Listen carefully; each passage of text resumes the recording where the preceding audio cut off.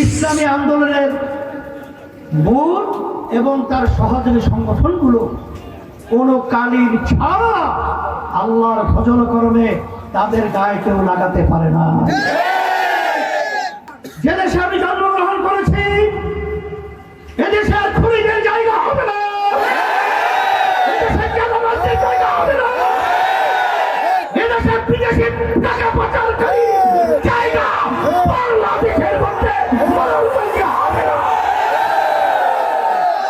ইসলামী আন্দোলন বাংলাদেশ, আপনারা জানেন আল্লাহর রহমত আপনাদের দোয়ায় 1987 সালে প্রতিষ্ঠিত হয়েছে।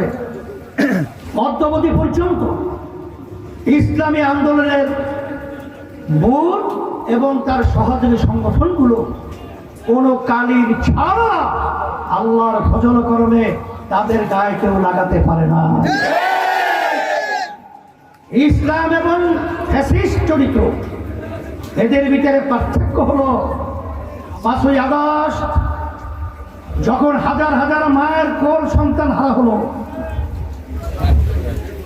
যখন আপনার প্রশাসন সহ সর্বত্র নিয়ন্ত্রণের বাহিরে চলে গেল, তখন কিন্তু দেখেছেন ইসলামী আন্দোলন বাংলাদেশ বসুন্ধরা টিস্যু অশুদ্ধতার বিরুদ্ধে এক বিন্দুও ছাড় নয়। তার সহযোগী সংগঠনগুলো এবং যারা ইসলামকে দেশকে ভালোবাসে তারা এই দেশকে যেন ভারত সহ তারা যেন অশান্তির একটা পরিবেশ তৈরি করতে না পারে, সেই জন্য কিন্তু আমরা আমাদের হিন্দু দাদুদের এবং অন্যান্য বিজাতি যারা রয়েছে তাদের জান মাল এবং তাদের উপাসনালয়গুলো আমরা এক পর্যায়ে পাহারার মাধ্যমে ক্ষতি যেন না হয় দায়িত্ব পালন করেছি। রাস্তার ভিতরে ট্রাফিকের সিগন্যালে দায়িত্ব পালন করেছি, কিন্তু তখন আমরা দেখেছি একদল ফ্যাসিস্ট চরিত্রের মানুষ, ওরা তো মানুষ না, ওরা মানুষ নামে পশু। তখনও মায়ের কান্দ বন্ধ হয় নাই, তখন মা গলা ফাটা চিৎকার করছে আর কলিজা ফাটা চিৎকার করছে যে আজকে কয়েকদিন পর্যন্ত আমার সন্তান আমাকে মা বলে ডাকছে না।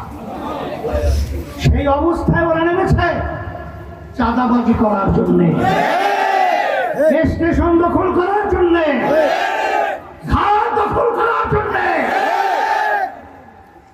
এই চাঁদাবাজদেরকে, খুনিদেরকে, টাকা পাচারকারীদেরকে আর বাংলার জমিনের মধ্যে মাথা উঁচু করে দাঁড়াবার সুযোগ করতে দেওয়া যাবে না।